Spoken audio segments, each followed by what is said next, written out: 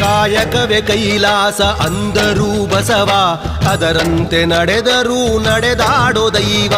ಕಾಯಕವೇ ಕೈಲಾಸ ಅಂದರೂ ಬಸವ, ಅದರಂತೆ ನಡೆದರೂ ನಡೆದಾಡೋ ದೈವ. ಸಿದ್ಧಗಂಗಾ ಕ್ಷೇತ್ರವೇ ಪೂಜ್ಯರ ಉಸಿರು, ಪ್ರತಿ ಕಲ್ಲು ಹೇಳುತ್ತಿವೆ ಬುದ್ಧಿಯ ಹೆಸರು.